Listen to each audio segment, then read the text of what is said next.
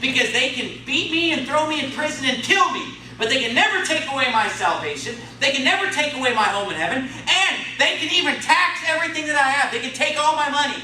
They can garnish my wages. They can seize my bank account. They can put a padlock on the front of my house. They can put a padlock on the front of the church. But the Bible says that I have treasure in heaven. Amen. Where moth and rust doth not corrupt, and where the tax man does not break through and steal. Seriously. What are you going to tax? You going to tax my inheritance in heaven? You can't. You'll be in hell. And let me tell you something. Today, I got more money in my spiritual bank account that they can't touch than what I got in my personal bank account. I'll tell you right now. If I haven't gone to the spiritual ATM lately and checked my balance. It'd be kind of cool if you could do that. You know what I mean? Like, go to a spiritual, like go to a church or something. There's like a spiritual ATM, and you type in, who you are, and it's like, okay, here's your spiritual balance. Here's your rewards in heaven. This many crowns, this much gold, this much. And you can see exactly what kind of precious stones and gold is laid up for you there. And the Bible says that we have an inheritance in heaven that's incorruptible. He said, don't lay up treasures on the earth, lay up treasures in heaven. So here's the moral of the sermon this morning. If you're laying up treasures today, you're wasting your time because the government's going to take them away from you. Are you listening this morning?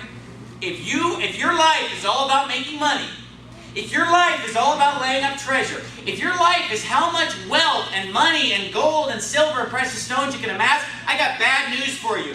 That $119 trillion liability is like this black hole just...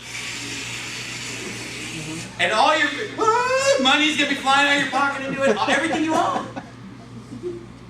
So why don't you just take your little dream of being rich and just put it to bed? And say, you know what? I'm not going to spend my time working for the almighty dollar. I'm not going to spend my time serving mammon. I'm going to spend my time serving God. Because if I serve God, it's the only tax-free income I'm ever going to see. People try to say, oh, when you're a pastor, your income's tax-free. Yeah, dream on. It's not. It's a lot. Because, there's a little part of it that's sort of, kind of, a little bit tax-free. But all the big taxes you still pay. You pay a ton, okay? And here's the deal. The only real tax-free income is what you can put in heaven. I mean, I've got my money in an offshore account, buddy. And I'm not talking about Micronesia. I'm not talking about the Virgin Islands, my friend. I'm going a little further offshore than that, okay? My treasures are laid up in heaven. And seriously, this is what we can do with this sermon. We can walk away and say, you know what? Serving money and serving riches, man alive, they're just going to take more and more. I mean, if they're taking this much in 2012, when they really start running out of money soon, they're going to start taking more. And they're going to take more, and they're going to take more, and they're going to seize more.